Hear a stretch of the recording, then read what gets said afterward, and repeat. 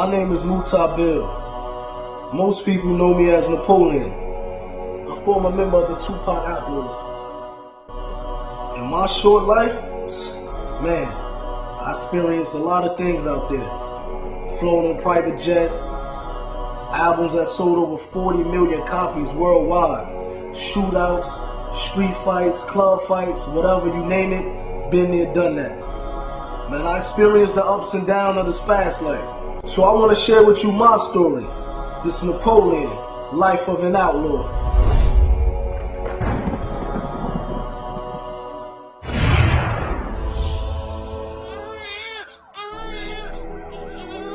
I was 3 years old when my mother and father got murdered. After the murder of my parents, me and my brothers, we was in the house with the dead bodies for 24 hours. And I remember as a kid that I was biting my mother, trying to wake her up.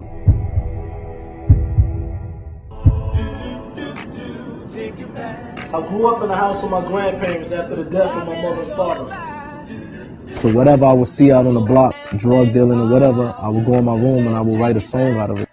You know, it was a way for me to relieve whatever was inside of me. I was able to put it on paper. All I can remember all his life, he loved rapping. And I remember the first time I met Pop, man, he asked me to rhyme for him. I rhymed for him, we hit it off, and the rest is history. He got close with Pop, he looked at Pop like a big brother or a father figure, you know, someone to look up to. Mutar was, him and Pac was bonded real tough. I think Mutar had become one of Tupac's extended family members. Hey tonight. But bro, was a very fast life, man. Parties every night, private jets.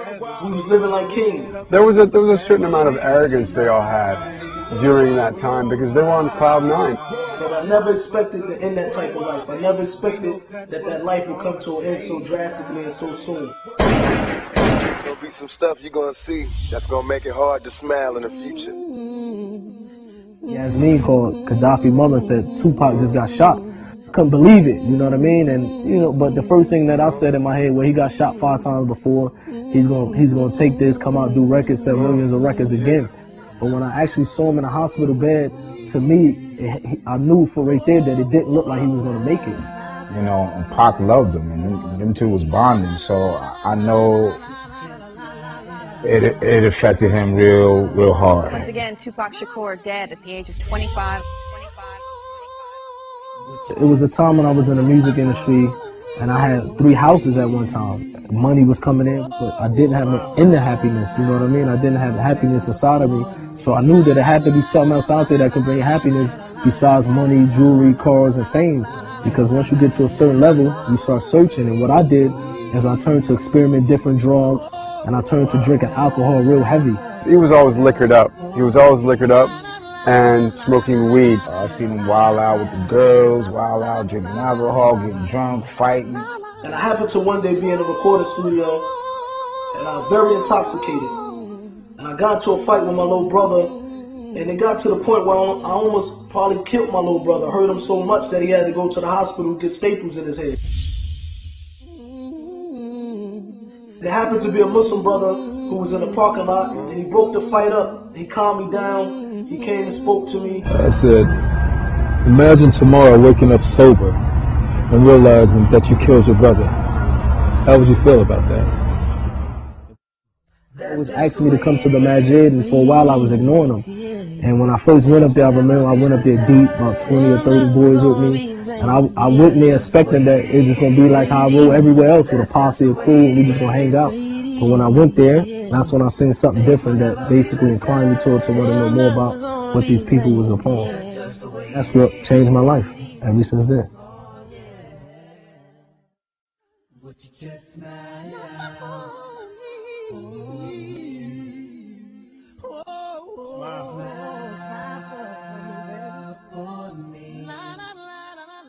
Just smile for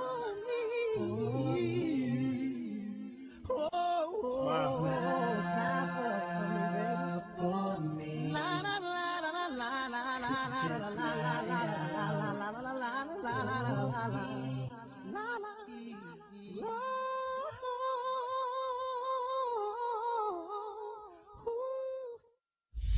That's just the way it is.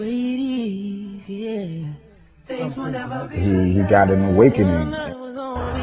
Islam has given Muta a purpose. Overall, man, my brother, he's a different person now, man.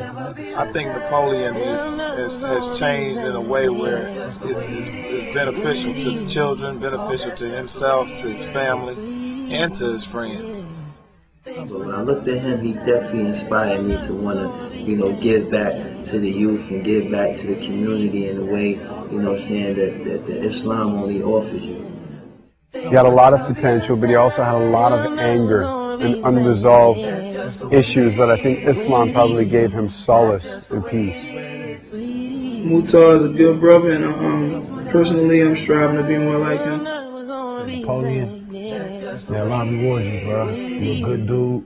You're ahead of your time. You're a leader and a sign for all of us. And I'm going to ride with you to the wheels fall off.